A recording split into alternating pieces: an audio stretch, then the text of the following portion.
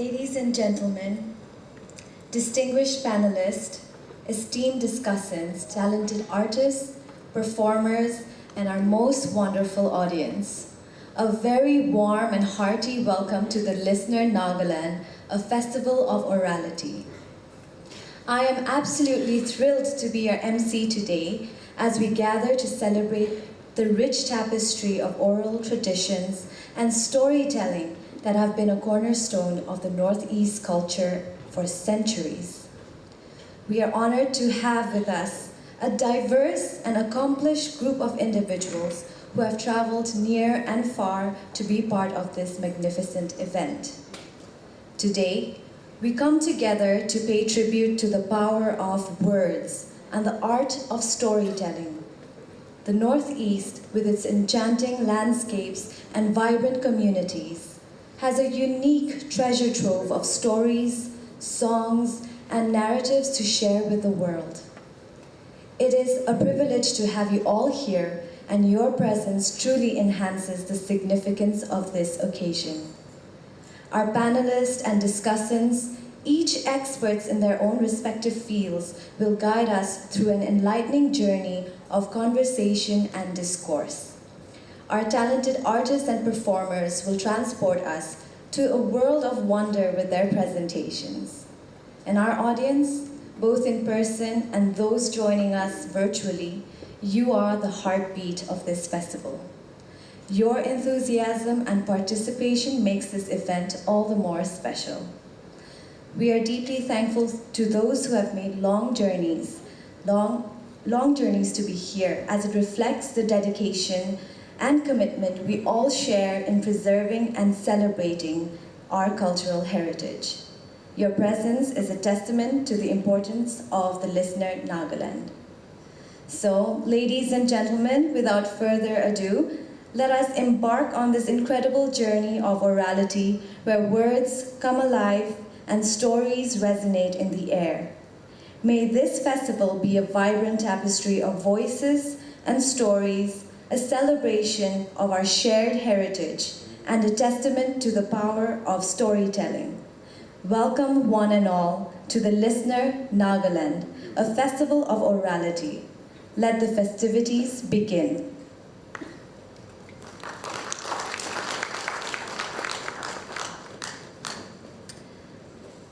As we move forward to the first order of the program, I would like to introduce L. Somi Roy.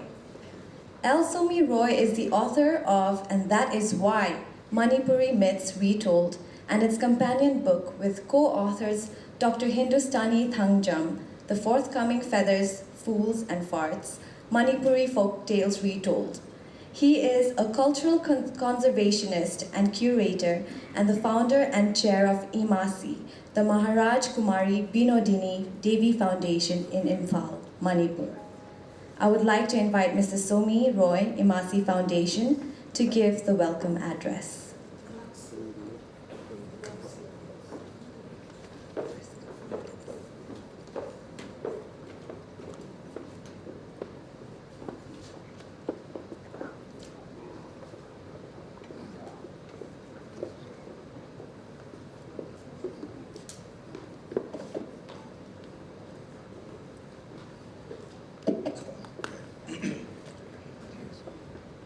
Ladies and gentlemen,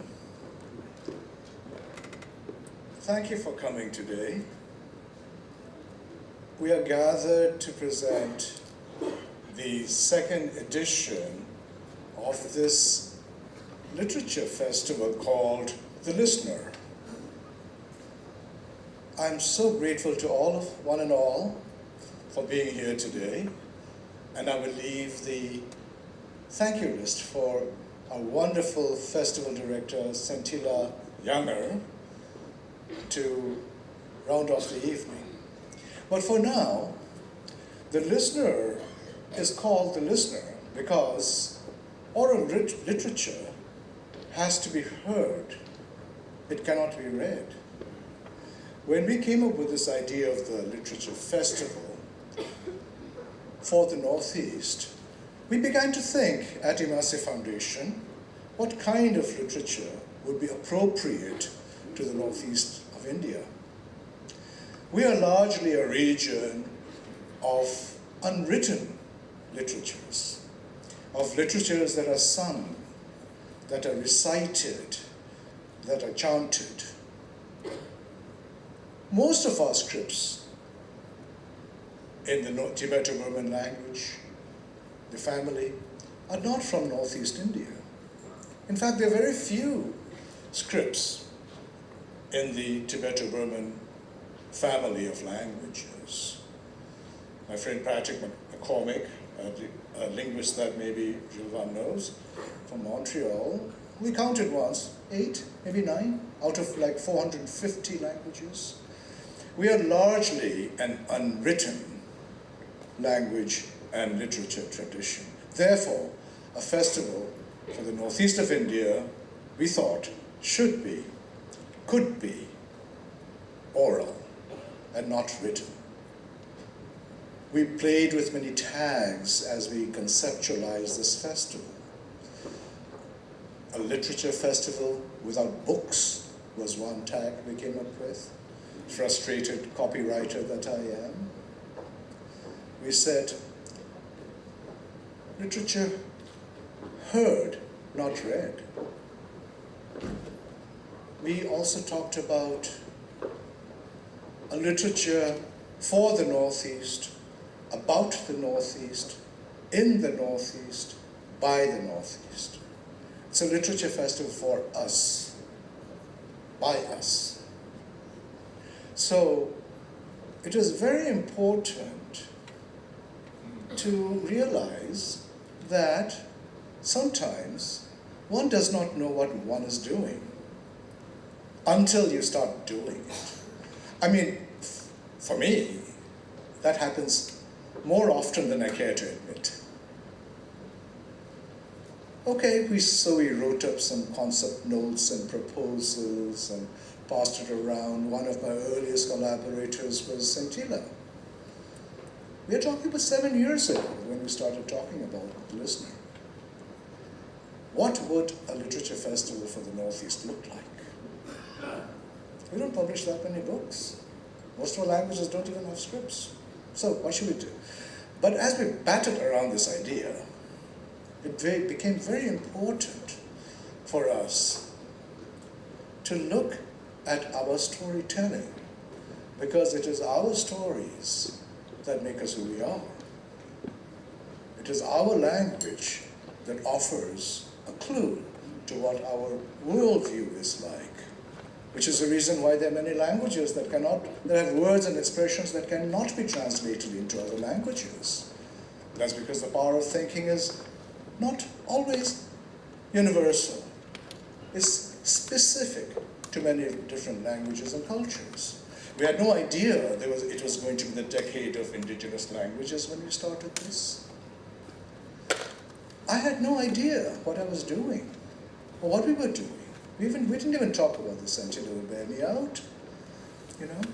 But sometimes it's other people who tell us what we are doing, and then the light comes on, the coin drops. And so it was my friend Ezekiel Delamini of UNESCO. I'm sorry that he cannot be here with us at this festival because he is organizing a workshop in Bangalore on these very same dates. But Ezekiel said to me, after coming to the listener in Impal, he said, the listener is more than just a literature festival. It is a movement. Suddenly, I understood what we were trying to do. We want to champion, we want to valorize, we want to claim, demand, respect. Just because a language does not have a script does not mean that it is inferior. We traditionally look down, conventionally we look down on languages that do not have a script. So what? We have a worldview. That's the most important thing. Which brings me to technology, because the tag of our festival is literature, performed literature, therefore performances, and technology. Why technology? Because script is a technology. Writing systems is a technology. At the last festival in Imphal, we presented radio, a format in which we present oral literature. We did a program on audiobooks, the new digital form. So when we have digital technology, do we really need a script after all? With this, thank you again.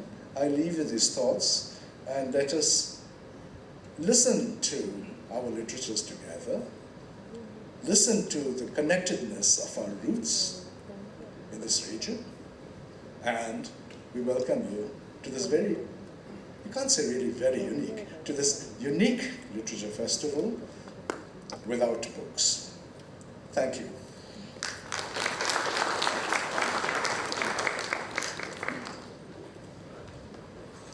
Thank you, Somi.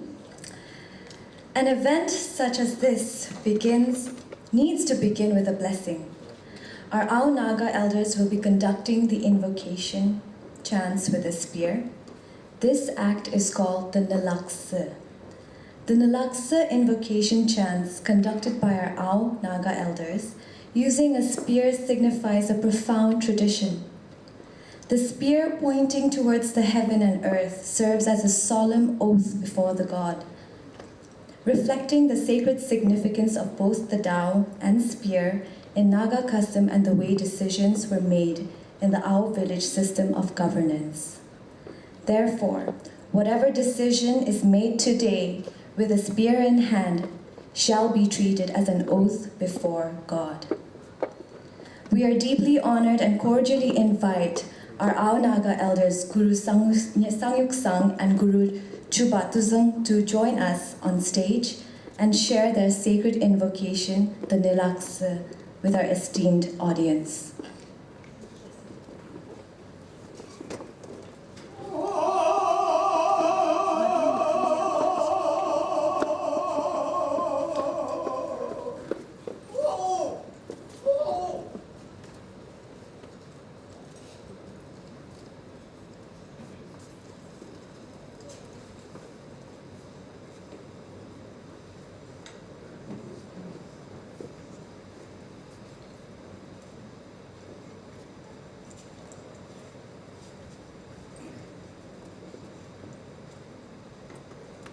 Respected Chairperson, Madam, ladies and gentlemen, I would like to speak in our own Ao dialect.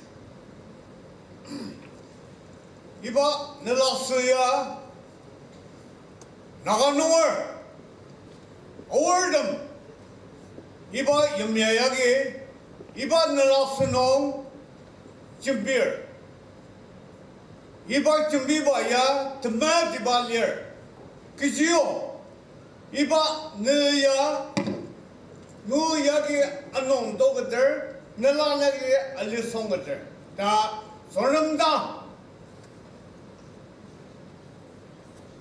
sonamnonge tumbazu misha uchi chimbiza ibaji swaliba non chimbaro anoji kanne iba nalasuno iba pinjono utazuga palaba chimbidi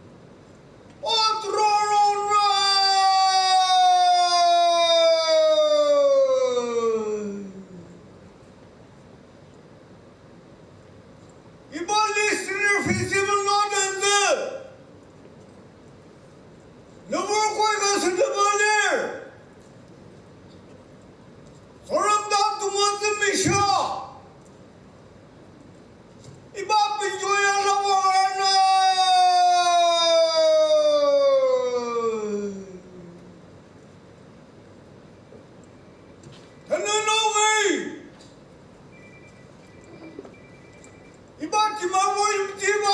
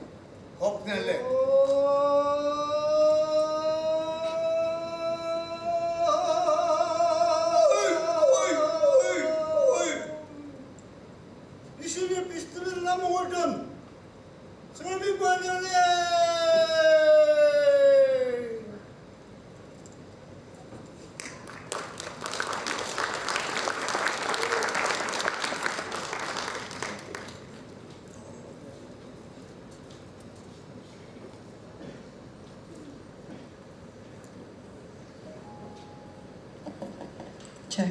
Okay. Join us in a truly unique cultural celebration with listener Nagaland's inaugural song, specially composed for this event by Lima Wabang Younger, to be performed in both Ao and Yimkyung dialects. We invite Tiameren and his talented group to grace the stage and enchant us with this magnificent cross-cultural musical tribute.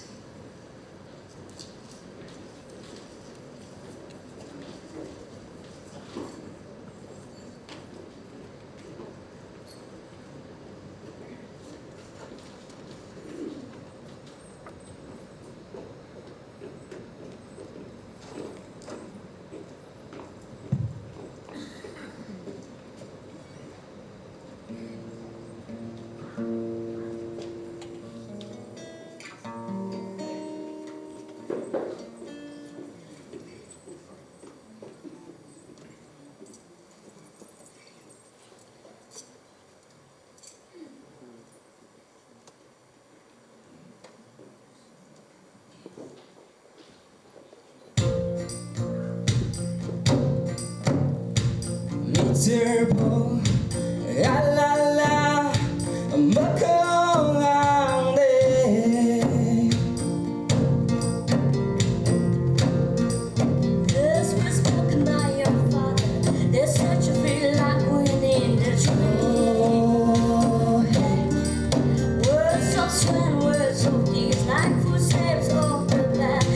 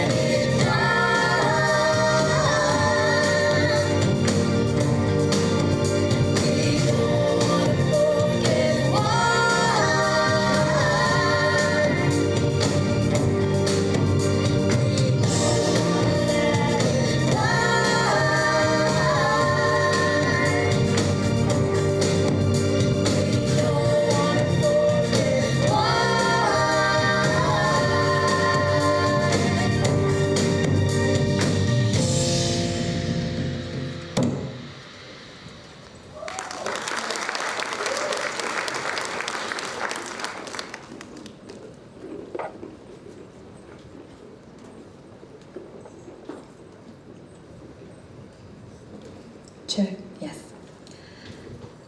Thank you for the beautiful performance, Tiameren and group.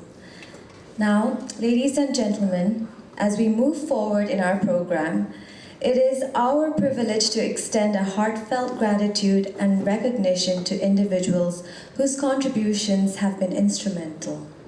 In this spirit of appreciation and honor, we have Mr. T.N. Mannen, Advisor and MLA of Law and Justice and Land and Revenue Department, stepping forward to present tokens of felicitation to Dr. Gilvan.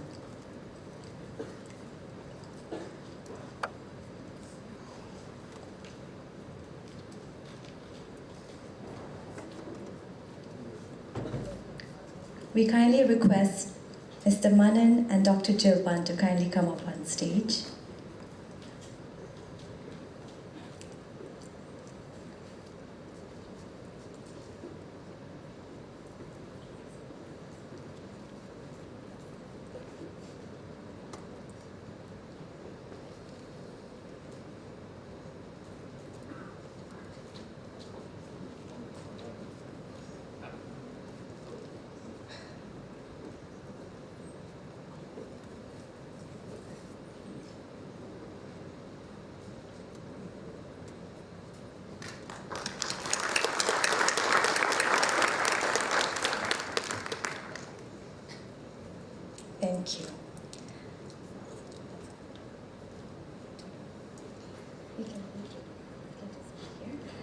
Ladies and gentlemen, our program continues with a significant moment as we prepare for Intach's book release by Professor Dr. Gilvan. We invite you to join us in this enlightening session that promises to further enrich our cultural tapestry.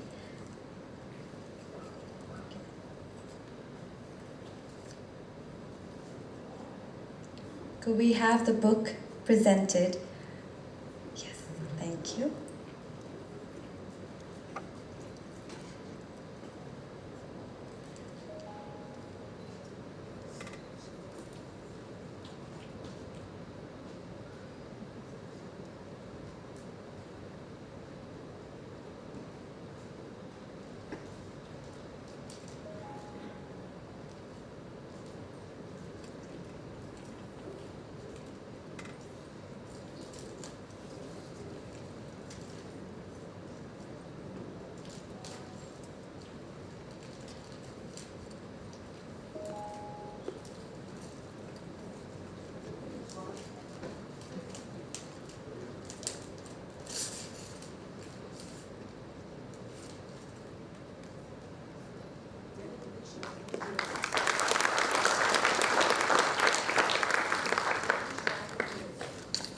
So this book is written in 4 languages, 4 dialects. It is in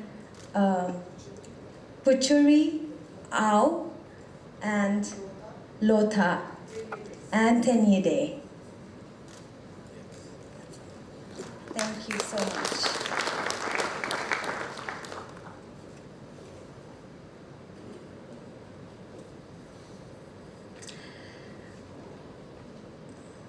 Our journey through this remarkable event continues with great anticipation.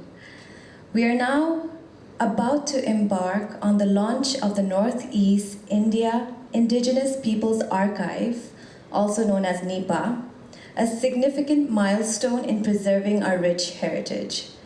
It is our distinct pleasure to welcome Dr. Hewasa L. King, Principal of Tetso College, and Dr. Gilvan as they lead us into the Digital Archive's inauguration, a testament to our commitment to safeguarding the cultural legacy of the Northeast.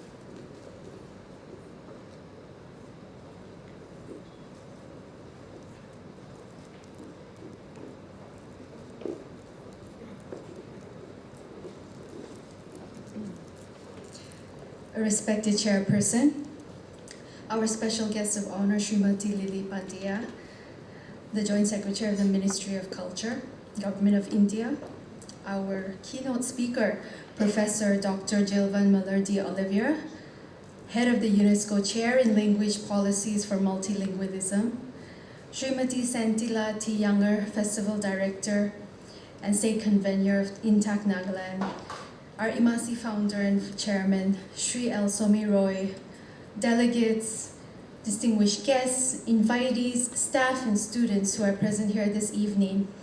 On behalf of the Tetso College community, I would like to warmly welcome you all to the Tetso College campus. We are so honored to be the venue for the Listener Festival and thank Ma'am Sentila for enabling us to host you this evening. Please feel completely at home on the campus for the next few days of the festival and make it your own. We hope everyone has a productive and enjoyable festival. Before I move into the launch, Tetso College would quickly like to felicitate some special guests present here this evening. And for this, I would like to call upon our director, Mr. Kvulo, to kindly felicitate the guests. Up here would be good. Our special guest of honor, Srimati Lily Pandya, the Joint Secretary, Ministry of Culture, Government of India. All right, I'll move on to the next. Our special keynote speaker, Professor Dr. Gilvan Müller de Oliveira, Head of the UNESCO Church in Language Policies for Multilingualism.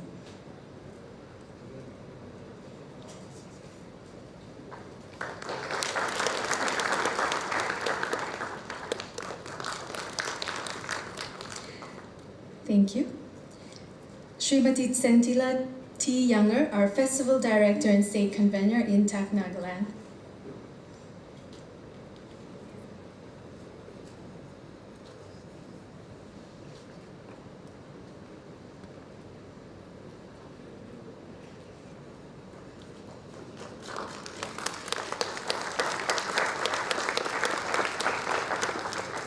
Thank you, ma'am. Imasi founder and chairman, Mr. Sri L. Somi Roy.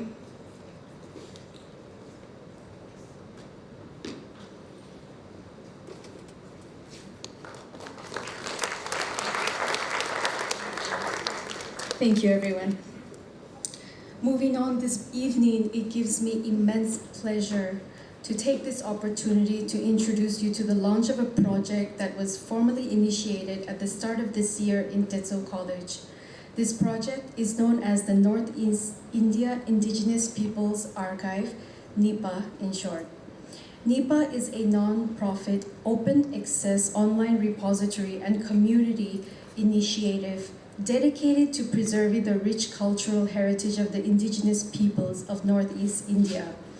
With the tribal cultures of the Northeast so strongly rooted in orality, over the years, Tetso College had earlier been making attempts to capture narratives, songs, memories, and beliefs of the tribal communities, information that is only known to our elders and community members.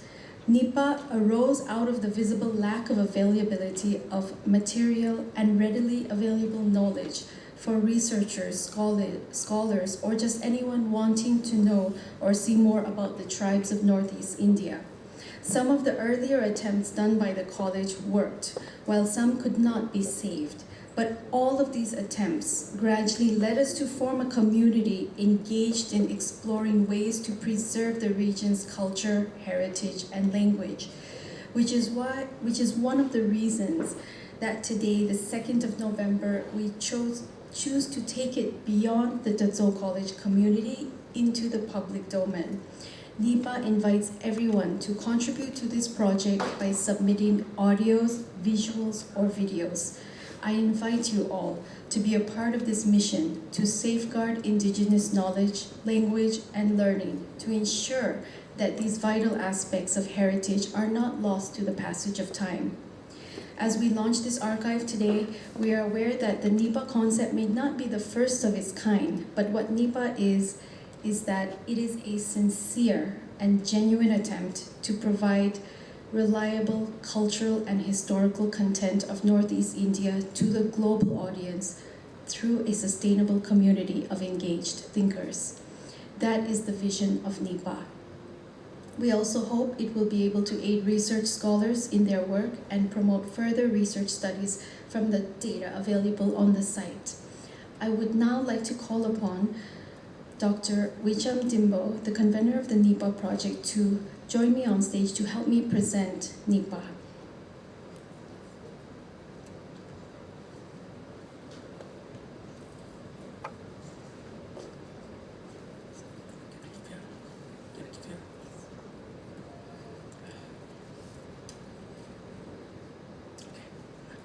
Okay, a very good evening to everyone. The last night I told the principal, Dr. Hewasa, to finish everything by her on the stage, but she wanted me to be here as I'm here now. So I thank you for your kind courtesy.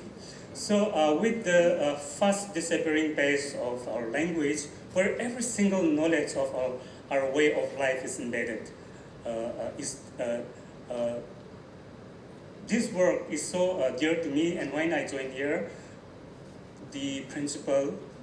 for the principal, this is more dearly, more emotionally attached to these things. So with whatever resources we can put together, we made what we are going to see today. So with the support of many faculties, department heads, and our team member like Dr. Opang Minla, Chukumla, and Imla, and Toka, and our main computer guy, Avigan. We're going to see what we're going to see now.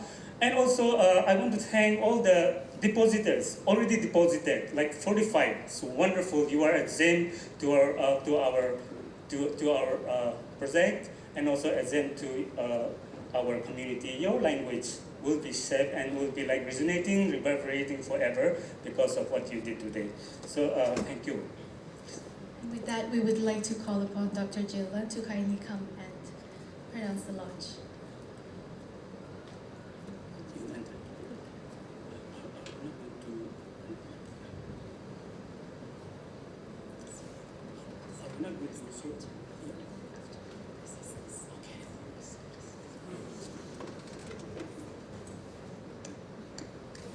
In an era where cultural heritage is passing away from sight, we present to you the Northeast India Indigenous Peoples Archive, with its goal in preserving and documenting the diverse global cultures which you can access and explore at ease.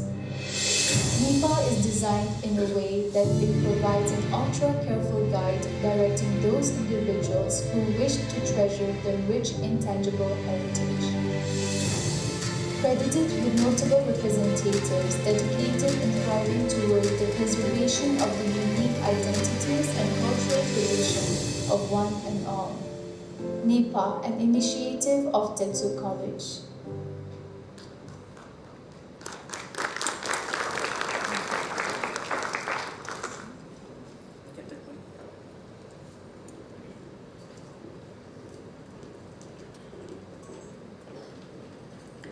Although it's not mentioned in the program, we have an esteemed guest, Madam Athel Lotha, IAS Commissioner and Secretary, Department of Arts and Culture.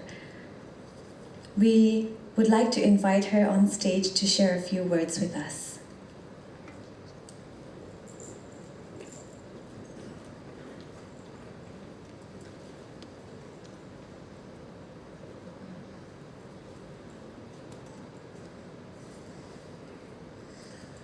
Miss Atila, MC of this program, Professor Dr. Gilvan Müller de Oliviera, who is the keynote speaker for this evening, Head UNESCO Chair on Language Policies and for Multilingualism,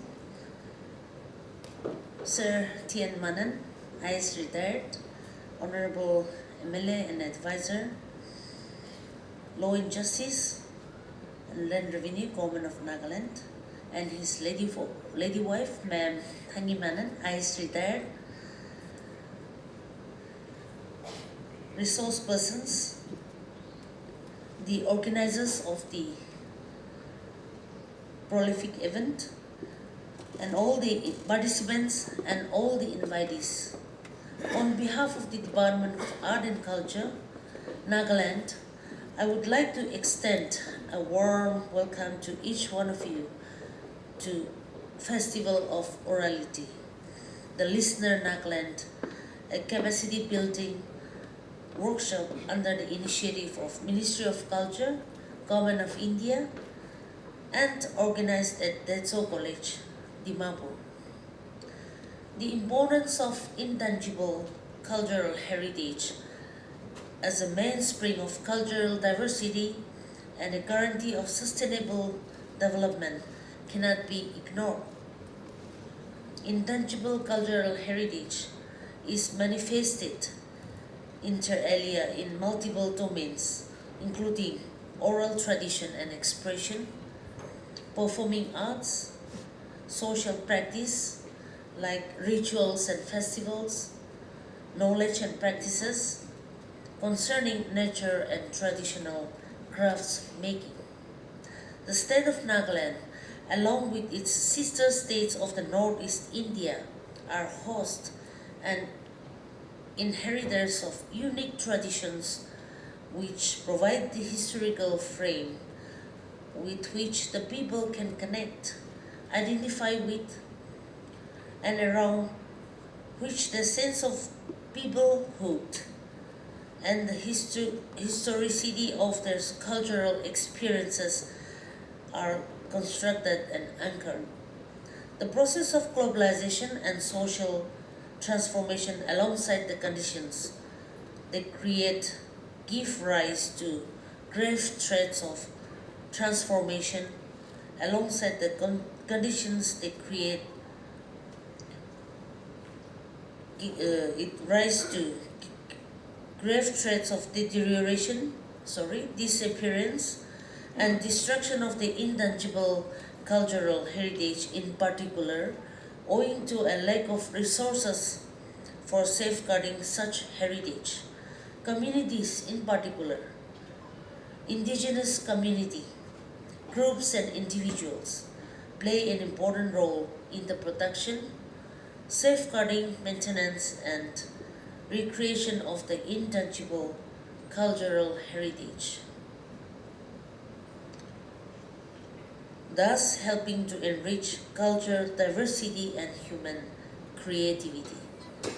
This noble initiative of the Ministry of Culture, Government of India, is in organizing Ban India capacity building workshops for raising awareness and engagement in intangible cultural heritage, involving multiple stakeholders, comes as a resolute step and at a crucial moment when culture preservation cannot be understated. It is my sincere hope that these workshops will plant the much needed seeds in engendering each one of us the significance and holistic maintenance of the intangible cultural heritage in such modern times. Thank you very much.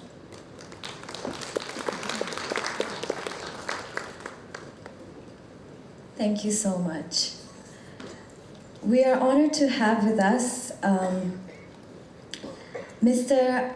Anish Ranjan, Director of Ministry of Culture, and we invite him on stage to be felicitated. Mr. Anish Ranjan.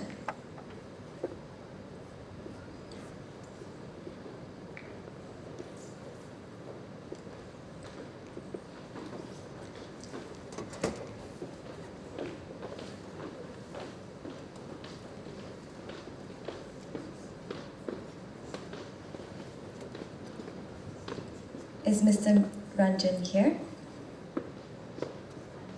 Ranjan.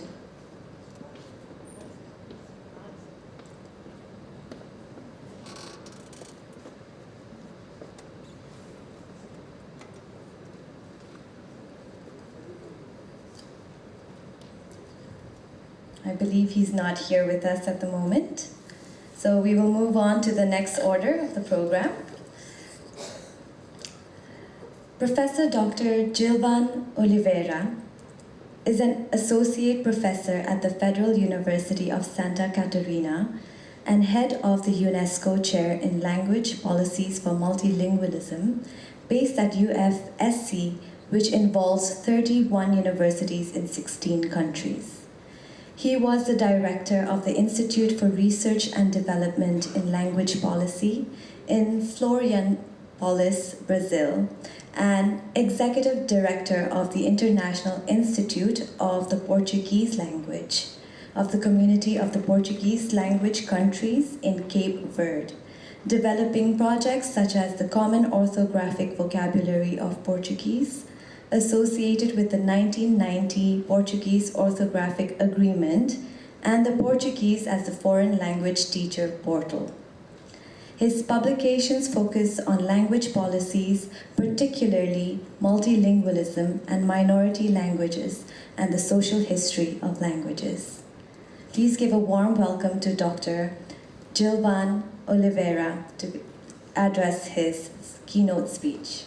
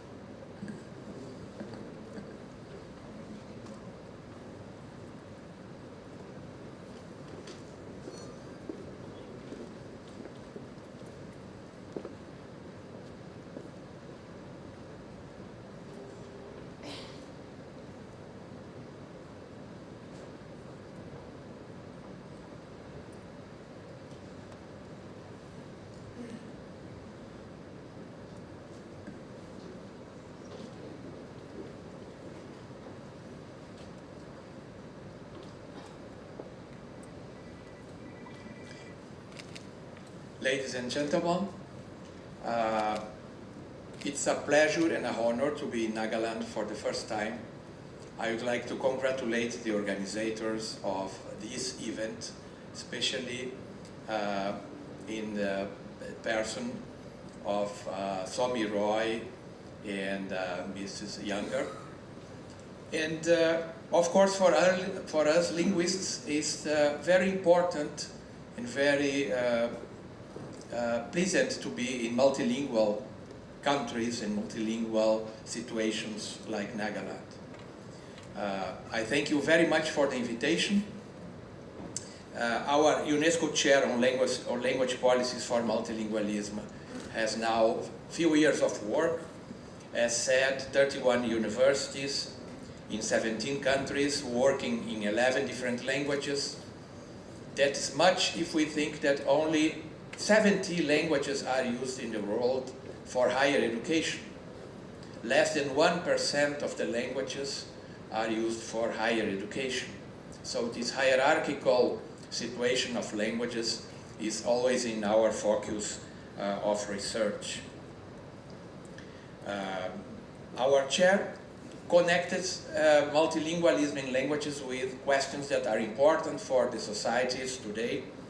I mentioned internationalization, intercultural mediation, translation and accessibility, language education, economic and linguistic rights, information and communication technologies, borders, migrations, diasporas, and of course, multilingual literatures, topic that we would like to develop today. My university is in South Brazil. We live on an island in South Atlantic. It's a university with 43,000 students that produces 600 PhD theses a year. Not all in multilingualism as we would desire, but of course, it's a contribution for science. I would like to begin with a word, the word Kelkai. Kelkai is a word of the Quechua language. The Quechua language was and is a very important language spoken by around 6 million people in Peru, Bolivia. It was the main language of the Inca Empire before the arrival of Spaniards. And this word it's said to have been to draw or to make signs. The conquistadores recognized the meaning and changed the meaning and began to use the word for writing in alphabetic sense.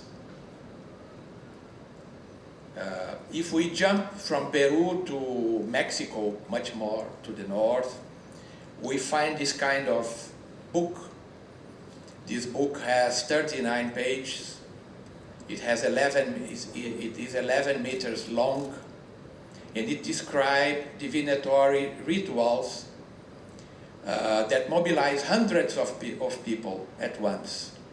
So, a small book, but a very important orality background that distribute roles, dances, singing, and other cultural activities, and organize all these groups that are participating in the rituals.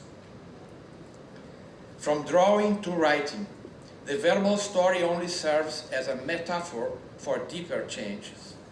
Just as an old meaning was obscured by a new meaning, Indian, it means indigenous oral culture, was also obscured by the use of European writings. Their diverse expression and memory techniques are now vanished from public consciousness. The situation of those who cannot write is now generally understood as one of analphabetismo or illiteracy. So millions of people are illiterate because of the technology of writing and because of the techniques of colonialism on the other side. That's why we brought the words of our friend and colleague Lucila Otavalo, writer from Ecuador, poet in Quechua and Spanish, that mention how oral literature has a secondary place, a secondary role in dominant culture. Although the abundant creative and sensitive imagination that has allowed the physical and cultural survival of these collectivities for so many centuries and today. We discussed some of these topics in Manipur in the first version, the first edition of this conference, and the words from Lucila Otavalo were there. She mentioned, of course, the colonial destruction of civilizations like the Inca and Aztecas. Each of them could have become what India represents today in terms of self-understanding and self-management of its cultural and literary values. They cannot, because the indigenous population of Mexico or Peru continues to be in a position where they don't have these possibilities. Centuries of silence and colonial appropriation of knowledge produced in the context of the Latin American continent produced invisibility and appropriation of this knowledge produced in indigenous languages. But we could ask, in contrast to the field of writing, where do you see orality? What is the place of orality and oral knowledge for the disciplines in our society that take care of these questions? Let's take three possibilities: folklore, anthropology, and intangible cultural heritage.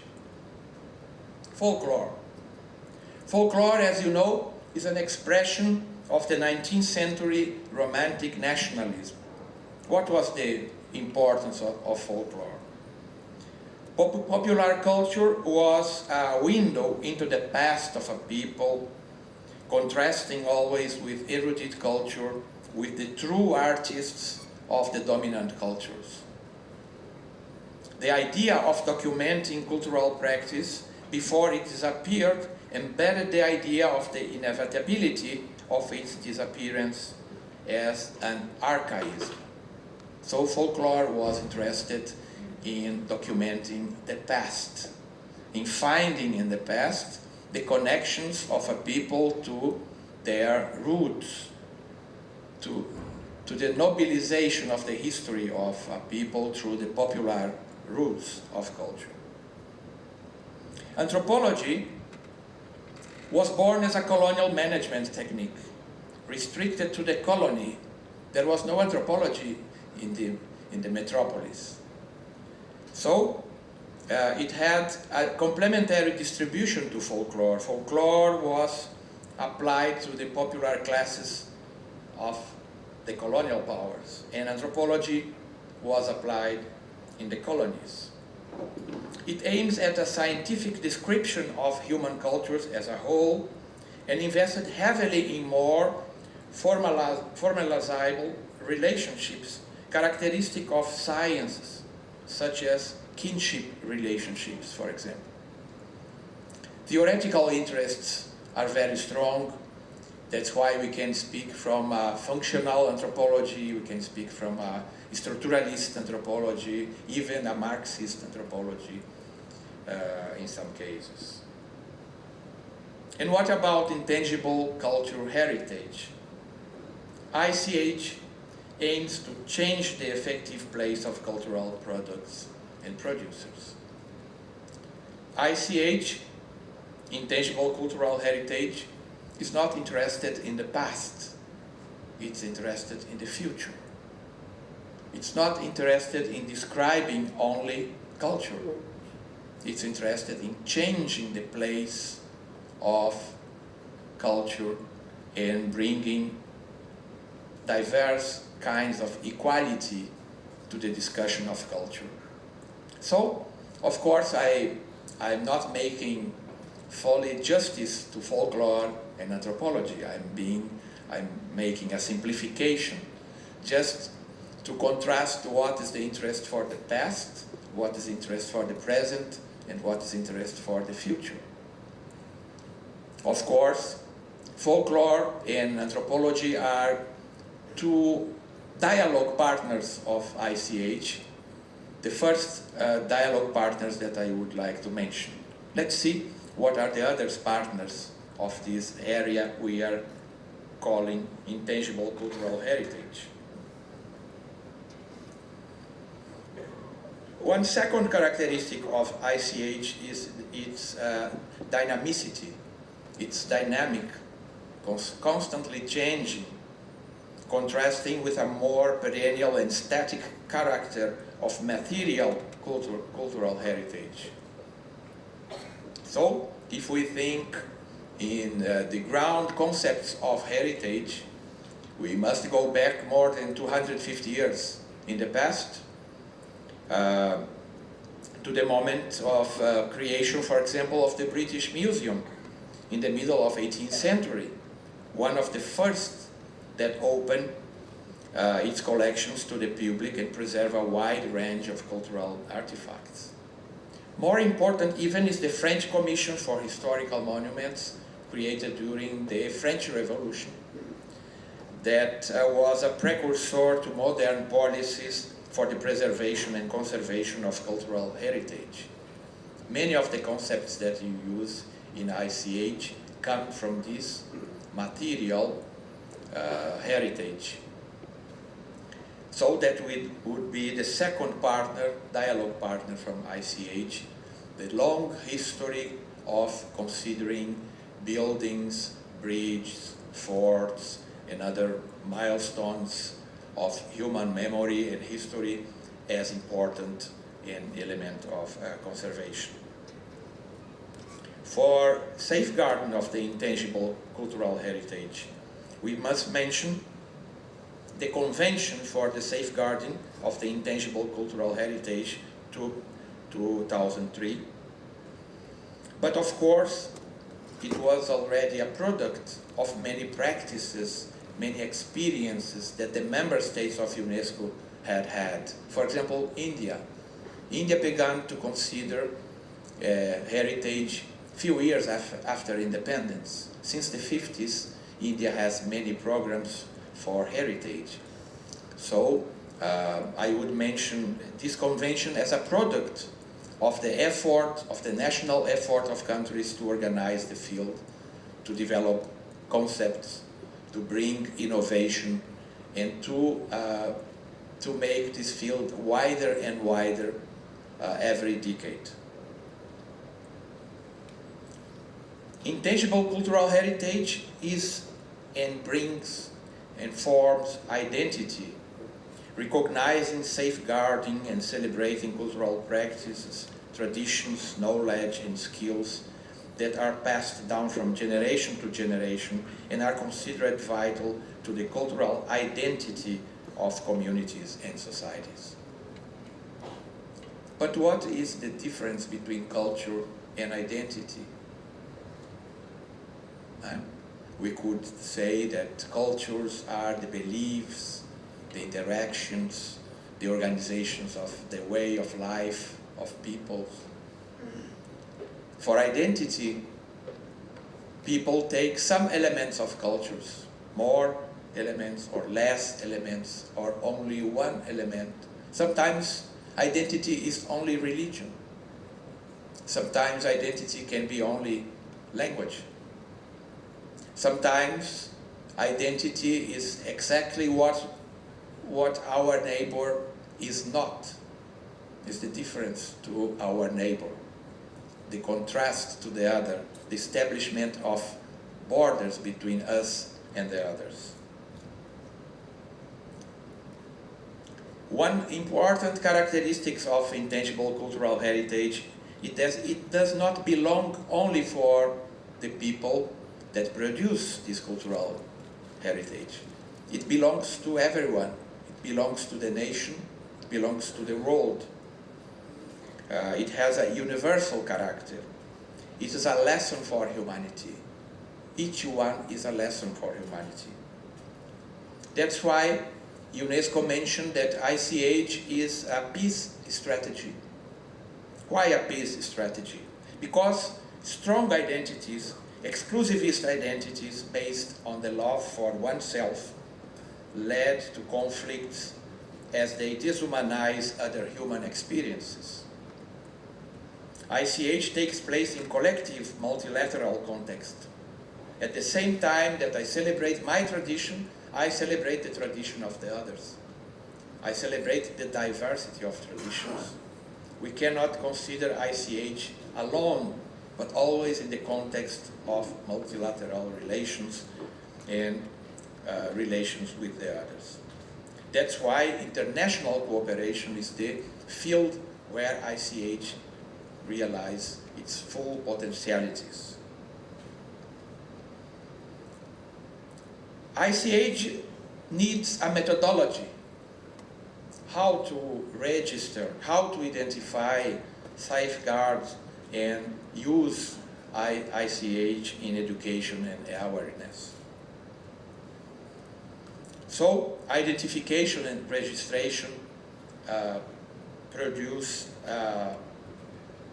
many scientific approaches how to register these goods, these items, these products, with ethnographic studies, interviews and surveys, with specific guidelines.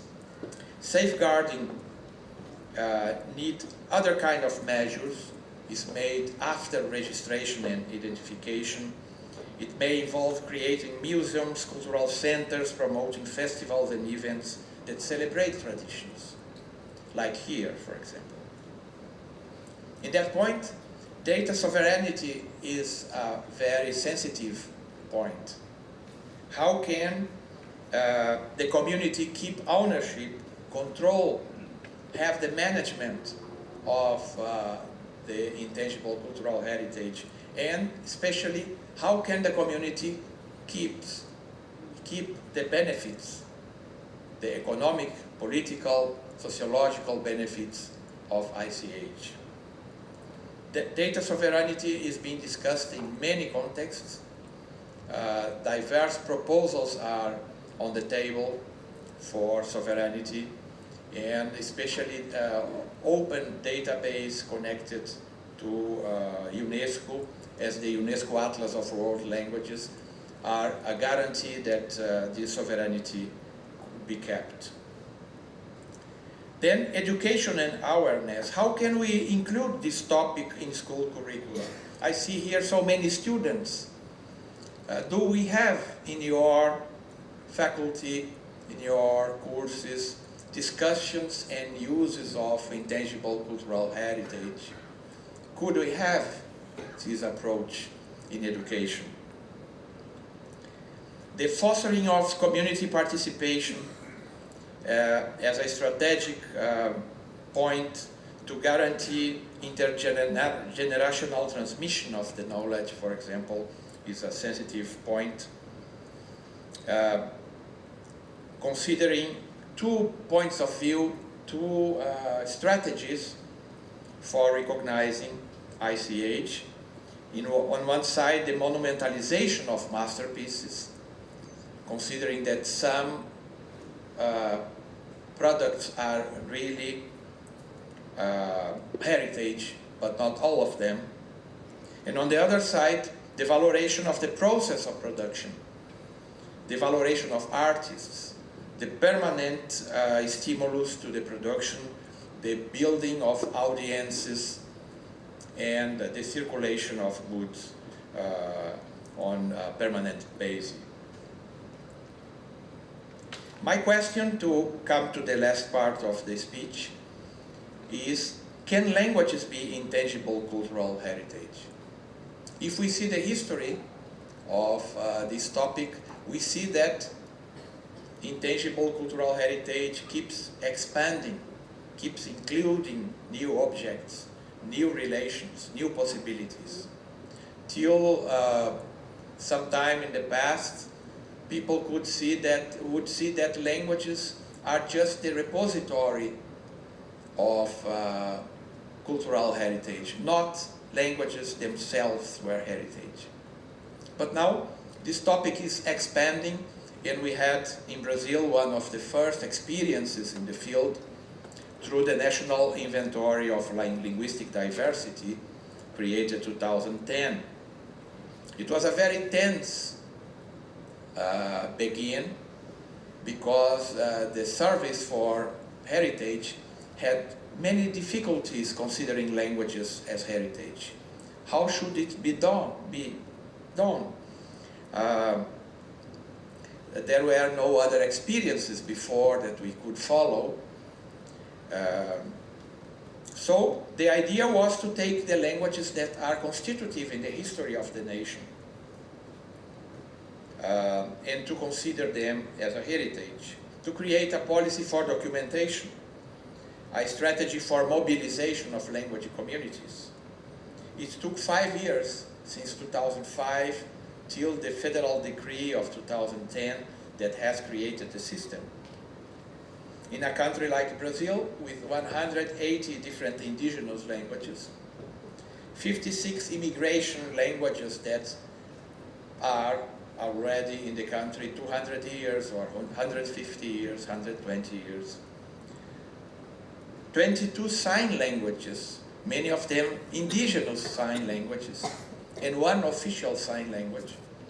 Brazil has 2 official languages, Portuguese and Brazilian Sign Language,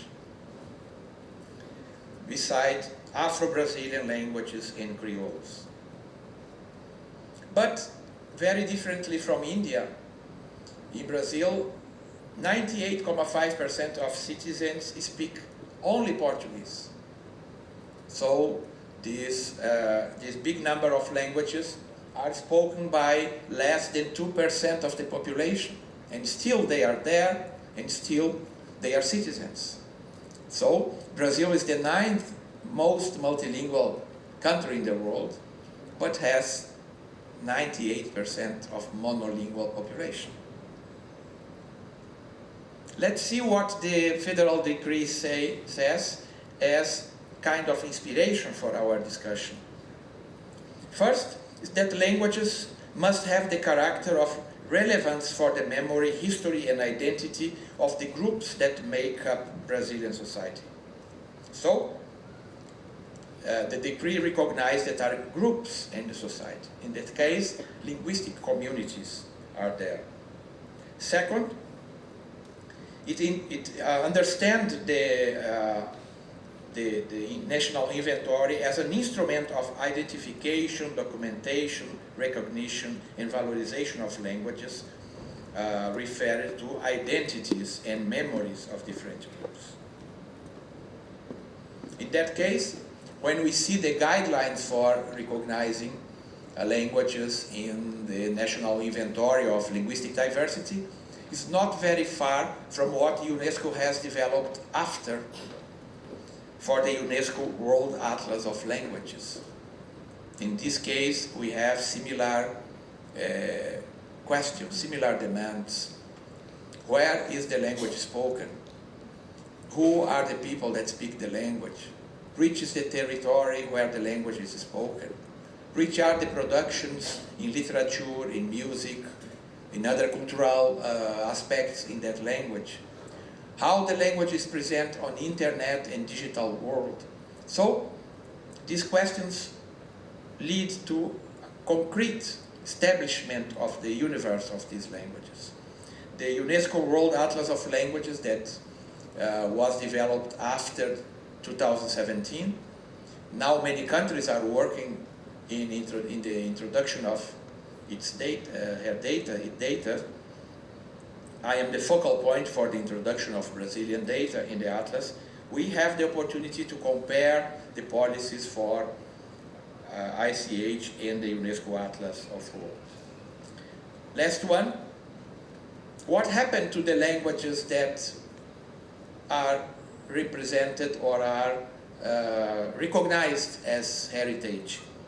They receive a diploma, they receive a title of Brazilian cultural reference, and governors, you would call it chief ministers of states, in our case we call them governors, receive a notification of the Ministry of Culture. In your state there is a cultural reference, a language that is considered an intangible cultural heritage, and you have responsibilities for the safeguarding of this language. This involves notifying states, municipalities, and other territories about the necessity of keeping control on these languages. The first one was, the first language to be recognized was the Guarani language, Guarani-Mbua language. Guarani is another big language in South America, spoken in Paraguay, Bolivia, Brazil, Argentina, for more than 6 million people. It's a macro language. It means it has sub-languages inside, not dialects, but other smaller languages inside a macro language. That's a concept used in cases like that. The language is spoken in 6 states in an area of 800,000 square kilometers in South Brazil by only 11,000 people. But it was the first pilot study that conducted to the establishment of the guidelines that made possible after the recognition of other languages. Till now, we have 19 recognized languages. The work time for making the inventory of each one is 1.5 years, around 1.5 years. Every year the government establishes some fundings for recognizing new languages. Decentralized teams work in these different languages and bring the possibility of collecting the data and establishing the report. One of the main difficulties for including languages as ICH is that heritage is always selective. Not everything is heritage. Only few things are heritage. But how can we say that only some few languages can be heritage and the others not? So, languages break the structure of thinking from ICH. Languages bring an innovation, conceptual innovation for ICH, because all languages are important for their communities. All languages are fundamental for the production of culture. So we cannot let any language outside. That was the main conceptual problem for the service that worked with ICH. How to understand that every object, in that case, every language is a heritage and not only few like we have in other cases. So, because it maintains, ICH keeps expanding, new concepts, new breaks and new structures of thinking are coming to the center of discussion. Second question is, what languages represent the country? In many countries, only indigenous languages are represented as heritage. It's the case of Mexico. It's the case of Bolivia. They have communities of immigration that have contributed to the building of nation, but they are not recognized. We had a different policy in Brazil. The government decided not to create any barrier to the inclusion of Brazilian languages in the inventory, even immigration languages. So, in our case, German is the Brazilian language and is a cultural reference for Brazil. Why? Because German is spoken in Brazil since the moment of the independence. And the German-speaking people, today around 5 million, have contributed to build the nation.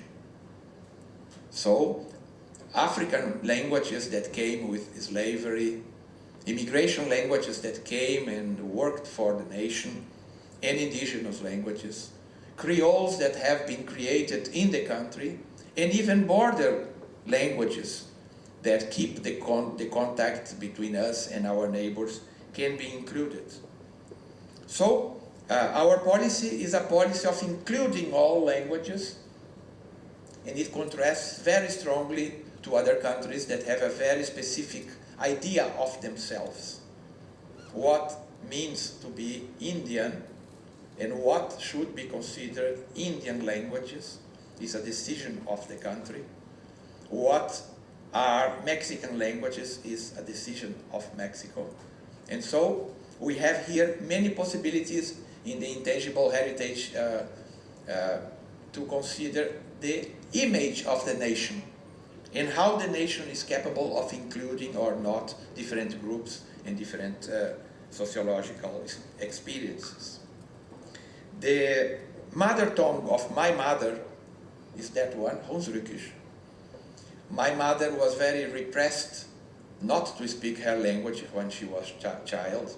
She spoke only this language till she was 6 years old. Then she went to the school, and the school has forbidden my mother to speak the language. She never more in life spoke the language, and I didn't have this language as mother tongue. But after my mother died, we could work in the program of recognizing Honsurukish as a Brazilian language and as intangible cultural heritage of Brazil. What delighted me very much, because it was the language my mother could not speak because the state did not recognize and repressed her experience. So, all languages as cultural reference, but identity discussions are there to be made, of course. The last question is, if all languages in the country can be ICH, how to proceed? How can we work with a so broad basis of communities and languages? So, in our experience, the methodology is the state does not take the initiative to include a language. The state does not include any language. The state waits that the community mobilize and through letters of agreement, letters of support, initiate the proceedings. So what happens? Community mobilization is necessary. And what our experience shows is that when one community begins, other communities want to begin as well. It's a kind of gamification of intangible cultural heritage. More and more communities desire to be recognized and mobilized and create channels of dialogue with the government and possibilities of financing the effort so that all languages can be included. Nagaland is a very multilingual state in a very multilingual region inside a very multilingual country. So a wonderful laboratory of possibilities for multilingualism. And I hope that ICH can help you as it helped us to develop new approaches for the languages, for making the repositories of languages sensitive to diverse demands related to culture and identity, and related to the discussion of heritage in general, related to other aspects of these policies in the countries. So I thank you very much for the attention, and I hope we can have many important discussions in this festival, that we can praise the artists and promote more and more the visibility and centrality of their work. Thank you very much.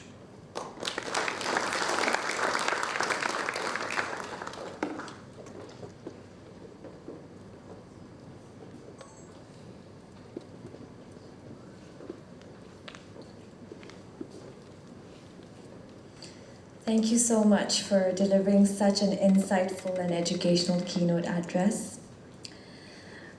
As we move on to the next order of the program, unfortunately our chief guest could not be here with us today, as he is currently on election duty in Mizoram. So now, with great honor, we invite Padma Shri awardee Shri Sentila Oh, I'm so sorry. So we would like to have Mr. Tien Mannen to come up on stage and address the audience with some words. Thank you.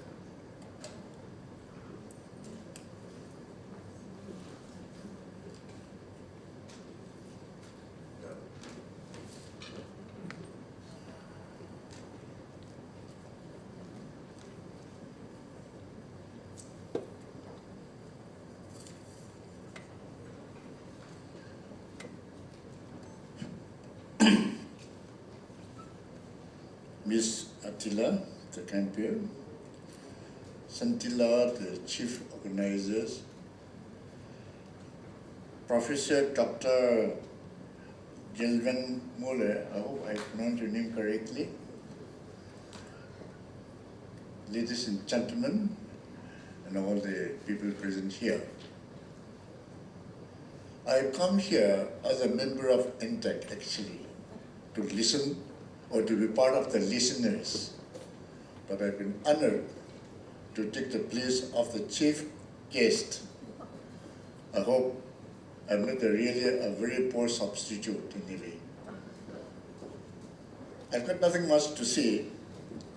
It is, as I said, it's really a privilege to be part of this listeners group because as our keynote address has mentioned about the insight importance of what is the traditional heritage to the thing, languages and other important traditions and all that. Well, as we all know, we are living in a very, very, very fast-moving time.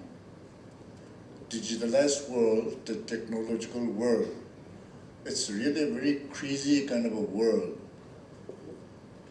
But in the midst of all the craziness, I think it's a very refreshing to know that we are now here to look into what we were, to rediscover of where we started, the traditional, the heritage, and also our past life. In fact, as we were asked to say, every time an old man dies in a tribal society, which is oral, important part of his history disappears. And as Dr. Gilvan has also mentioned that unfortunately, those people who are very familiar, who are very knowledgeable about the past, about our heritage, they have become a very endangered species. And that's precisely what is happening in our Naga society.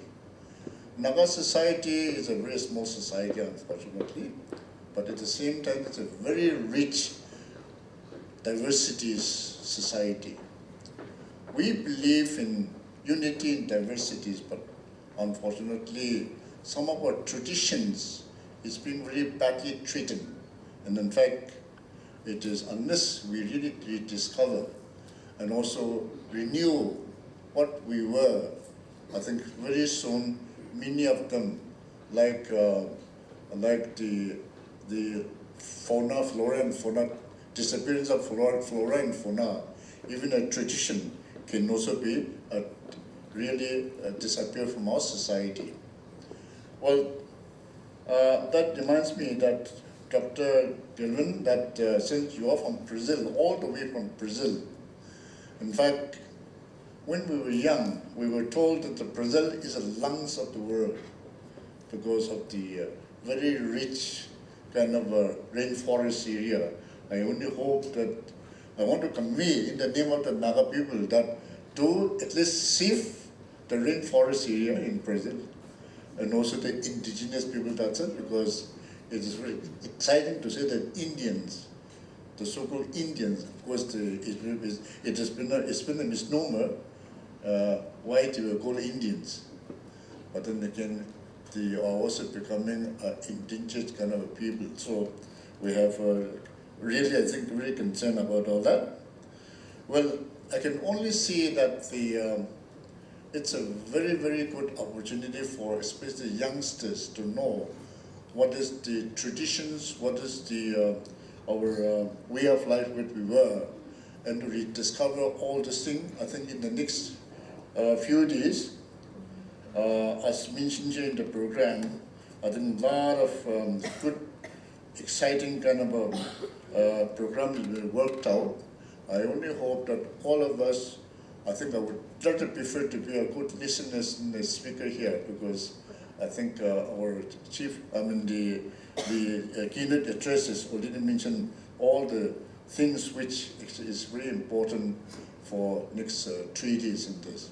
I wish the conference a grand success and good learning time of our past, and also learn more about especially Northeast people. It's a lot of people from Northeast society has come here. In fact, it's very exciting to know each other, what different society, what different sort of traditions each tribe has. In fact, I was excited to see, like, from Khasi, from all the other, the Arunachal Pradesh, from Manipur, etc. I think it will definitely be a very exciting kind of a program. So I wish the conference a grand success. Thank you so much.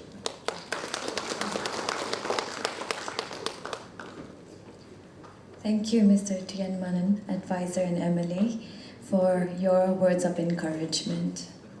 And now, with great honor, we invite Padma Shri awardee Shri Sentila, Younger, not only our festival director, but also a distinguished textile expert and conservationist, to extend her heartfelt gratitude and deliver the vote of thanks.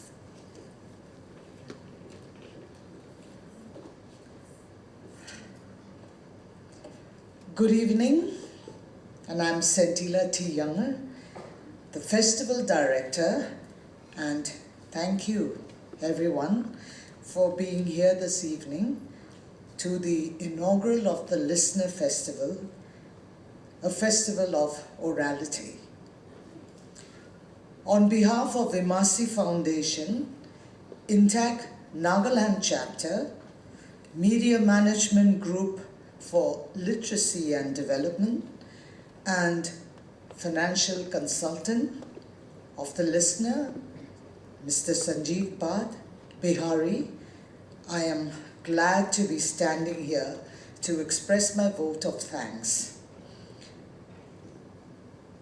I am a little disappointed that Sri Imna Along couldn't be here, but he has generously offered to host us for dinner tonight, and so we give him a big thank you. And I'd like to thank Professor Dr. Gilvan Müller, the Oliviera, who has come all the way from Brazil and delivered the keynote address. Thank you, sir, and your thoughts and your deliberations have truly inspired us. We are honored here to have this evening the Commissioner's Secretary, my very dear friend Athel. Thank you for coming and for those wise words that you have spoken and inspired us all. And also to Sangeet Natak Academy and the Ministry of Culture, UNESCO. Thank you for the collaborative support.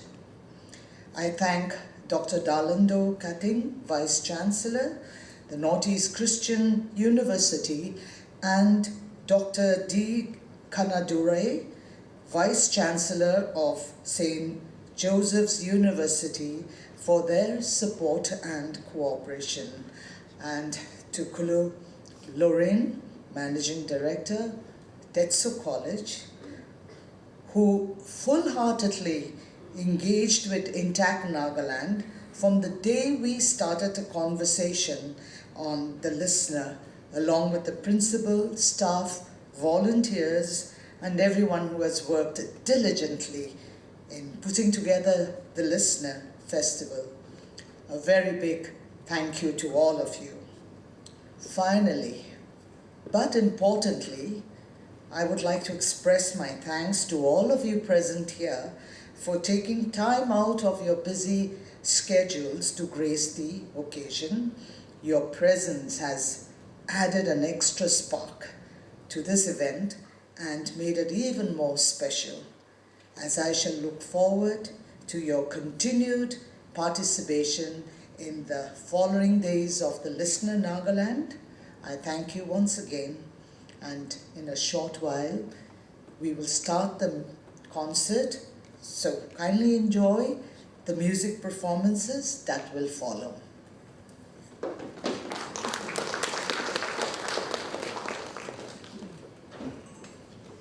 Thank you, ma'am, for your words. Now, get ready to be captivated as we dive into the vibrant world of music in our next session, the music concert. With an eclectic mix of talented artists hailing from across the enchanting northeast of India, the stage is set for an electrifying performance of folk music and folk fusion that will make your heart beat to the rhythm of this incredible region. So, ladies and gentlemen, fasten your seatbelts and let's get ready to groove and celebrate the rich sounds of the Northeast.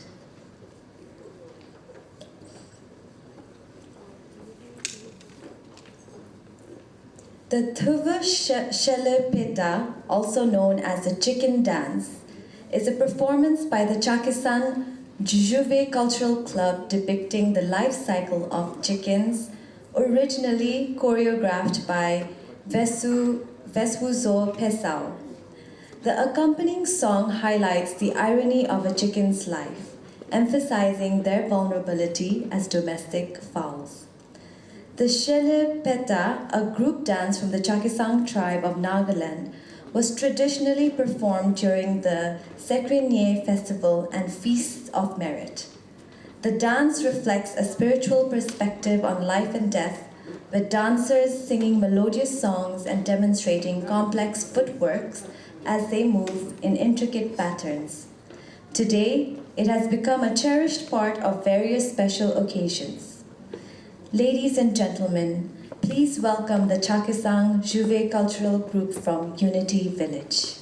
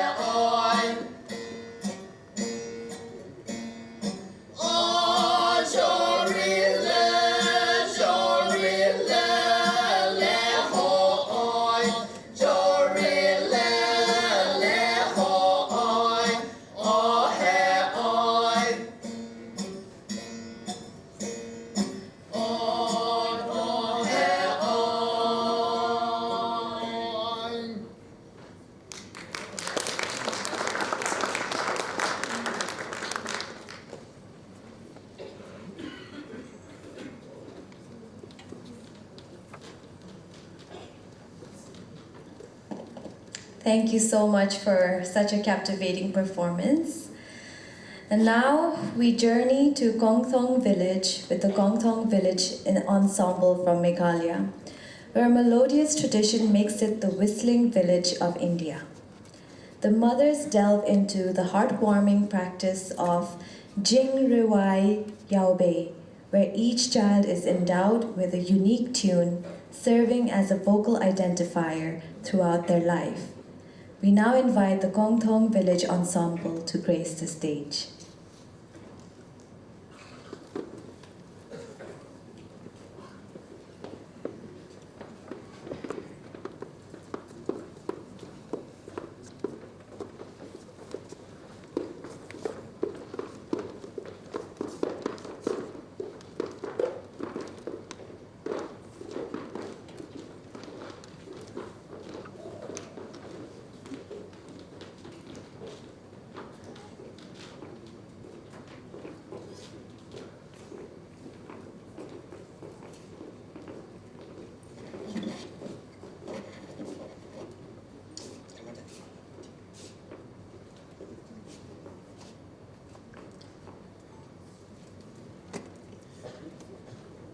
Good evening. Thank you, Kvulo Shibun, for giving us this opportunity to be part of the listener Nagaland, the oral festival. We are coming from a very remote village of Kongthong in East Kashmir district of Meghalaya. And actually, our main program will be tomorrow, as per the schedule. But we are thankful to the organizer, Ma'am Sentila, and all the honorable guests who are here to give us an opportunity to share a bit about this unique tradition which we are having. It is the living intangible cultural heritage which we are still practicing in our day-to-day life in Kongthong, the whistling village of India in Meghalaya. Today we just introduced you as an introduction. Tomorrow we showcase the whole practice as what we are living in our day-to-day life. You know, in Khasi or in Kongthong, we call this tradition Kai Jing Ruai Yaobe, which is like a mother's love song. You know, a mother after giving birth for a newborn baby, because of her love and happiness, so spontaneously it comes from her deep heart to express in a form of a tune. To everybody, it might be a lullaby, but in Kongthong is unique because each one of us, we have our own tunes, which is now is known as the whistling name or the song's name, and locally it's known as the Jing Ruai Yaobe. This tradition is still practicing, though there is no documentation or no records, but so many generations and generations has been inherited. And we are proud to be part of this generation for which we can showcase to the whole world. Thank you, Intach. Thank you, the organizer of this listener festival. In Kongthong, we are about 723 people in the village as of now, which means that we're having 723 different tunes which has been composed by our respective mothers. So now, every one of us will have our own name. Like my name is Lotha Khongsit, but I will introduce one after another, and Ms. Shaktimon Khongsit, Beautylin Khongsit, Pansa Borom Nam Riatam, next Feeding Star Khongsit, and then next Toyan Lendra. But besides that, we have our own tunes, our own Jing Ruai Yaobe, which has been composed by our mothers since our childhood. And these tunes we are using in our day-to-day life for communication each other. Okay, now I will start. The whole story will be tomorrow. We will showcasing you how we are using these tunes because of the great intelligence of our great ancestors. Besides our love, we took this as a mode of communication where we use in our day-to-day life, especially to communicate each other. My name is Athel. but my Jingrayo Bay or my song's name, or you can call as the whistling name, because we use both. We used to sing and also we used to whistle these tunes. And suppose if a mother is having 5 children, then she will compose 5 different tunes. If a mother is having 7 children, then she will compose 7 different tunes. My name is Lotha, but my Jingrayo Bay is, or my song's name is like this. This is like the song's name only. Tomorrow I will show you the full tunes and each one of us. So we would like to share the full story tomorrow. And next I request Shaktiman and from left and next one after another to introduce the song's name only as of now.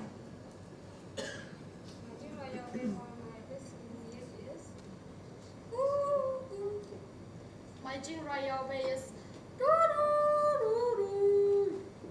My Jingrayo Bay is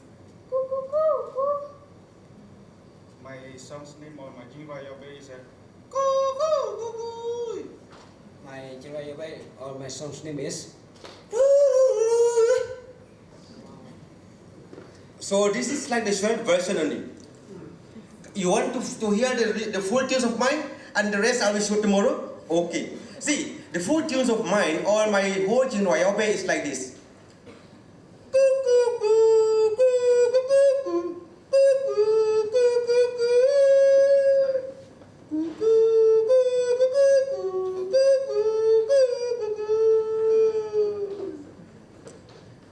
This is my full tunes which has been composed for my mom because of love and happiness. But intelligently, when we are grown up, we use these tunes as a mode of communication where instead of calling somebody's name, we used to call by these songs or Jingrayo Bay or this whistling name. Thank you so much. Tomorrow we'll showcase to you the full story of how we are using in our day-to-day life. Thank you so much.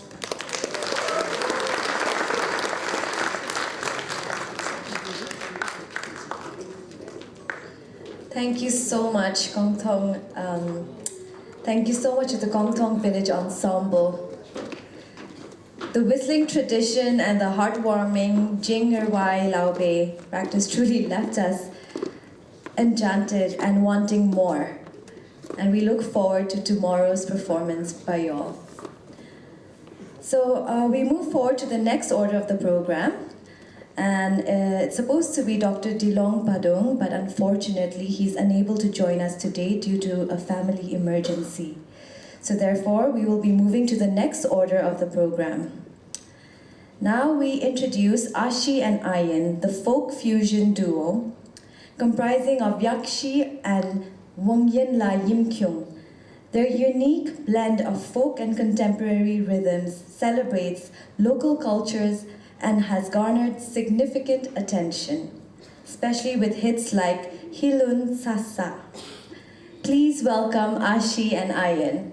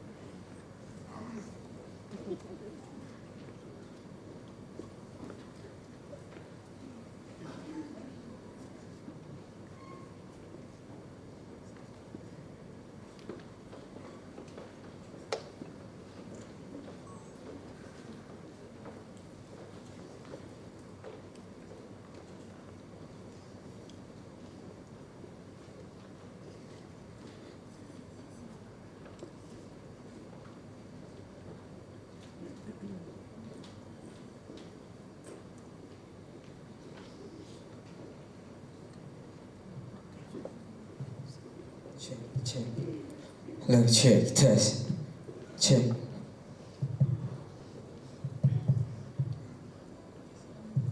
Hello, check. Hello, check. Hello, check. Hello, mic test.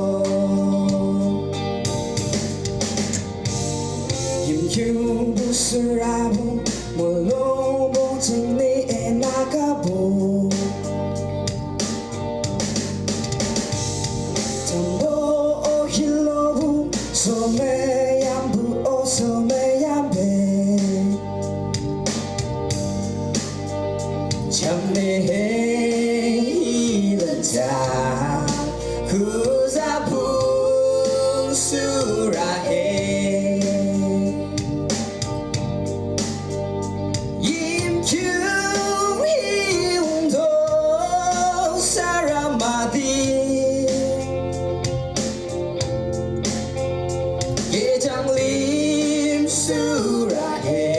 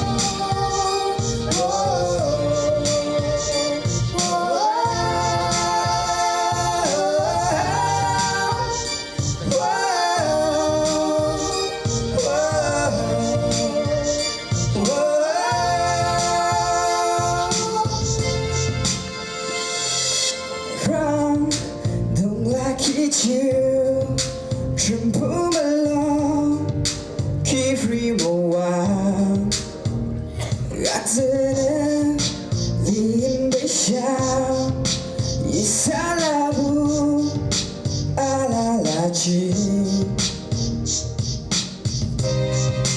abang cumbu you ayan limisha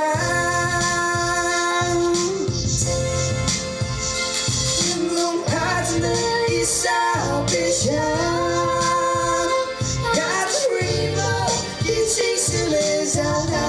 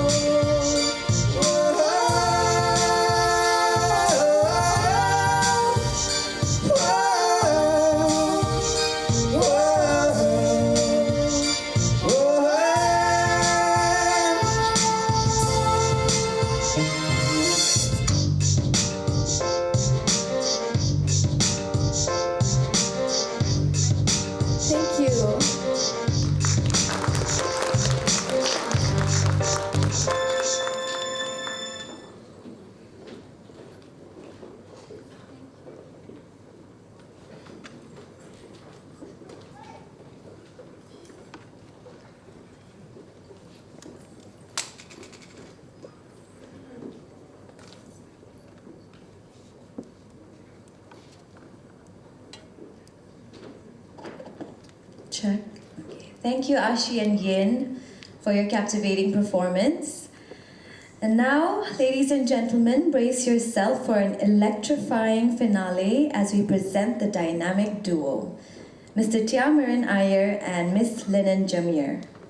Tiameren Iyer, the celebrated singer-songwriter from Nagaland, abandoned a government career to pursue his musical passion, giving us hit songs like Itaya Nuku.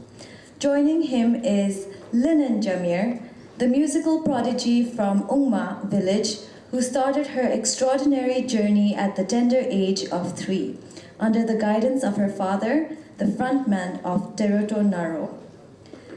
Together, they will take us on an unforgettable musical ride with their Ao Naga fusion song, promising to leave us spellbound.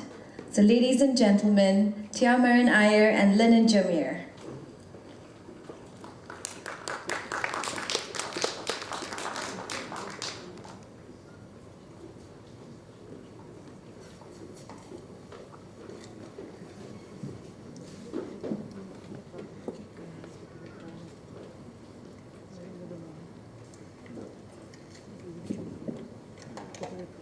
Hello.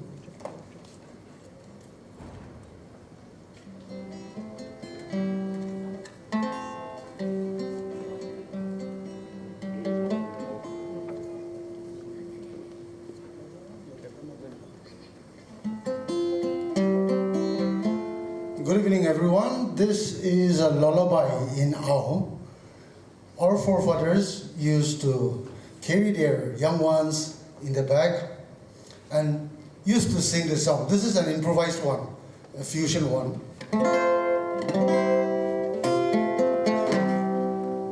Hello, check. Hello, check.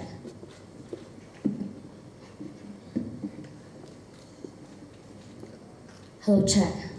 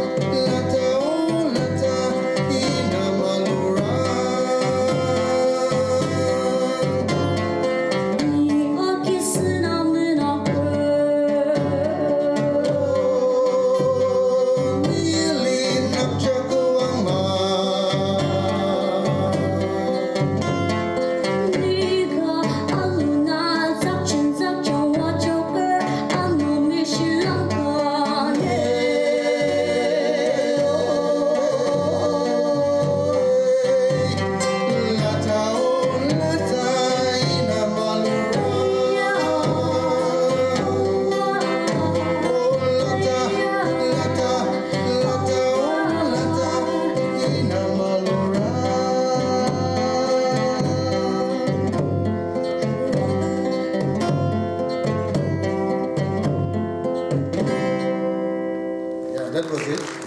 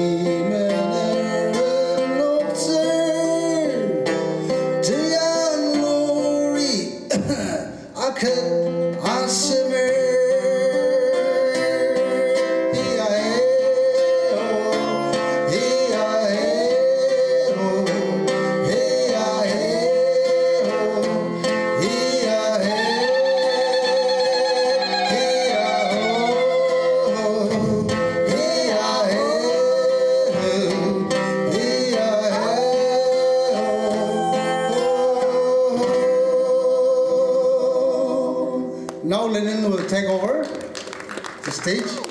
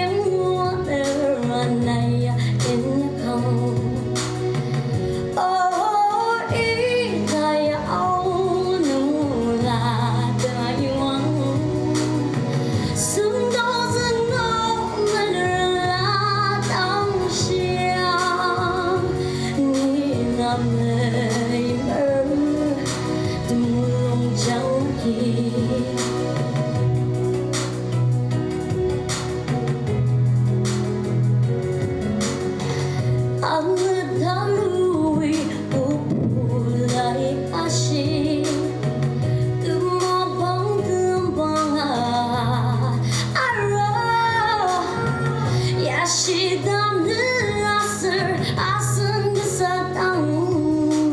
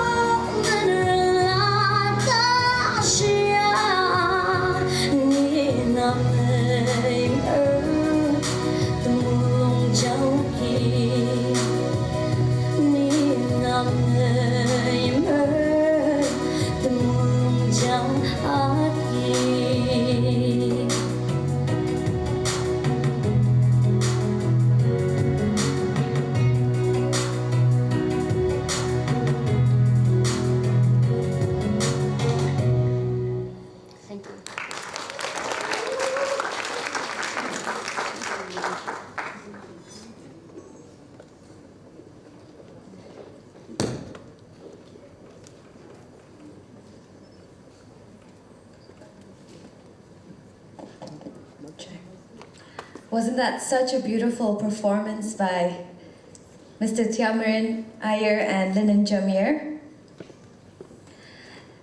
So I would like you all to give another round of applause to all the performers for today. I think they did a fabulous job. So ladies and gentlemen, as we draw the curtains on this remarkable evening, I want to express our deepest gratitude to our honorable guest, esteemed panelist, and incredibly talented artist who have graced us with their captivating performances. You, our dedicated organizers, have worked tirelessly to make this event an astounding success. And to our wonderful audience, your energy and enthusiasm have made this gathering an unforgettable celebration of our cultural heritage. And with hearts full of accomplishment, we eagerly anticipate the dawn of tomorrow's session, where we'll once again come together to rejoice in the power of storytelling. So as the stars twinkle overhead and you find solace in your dreams, rest well, for tomorrow promises yet another day of exciting exploration and cultural enrichment. Good night, and we can't wait to see you all once more as we continue this incredible journey. Thank you very much.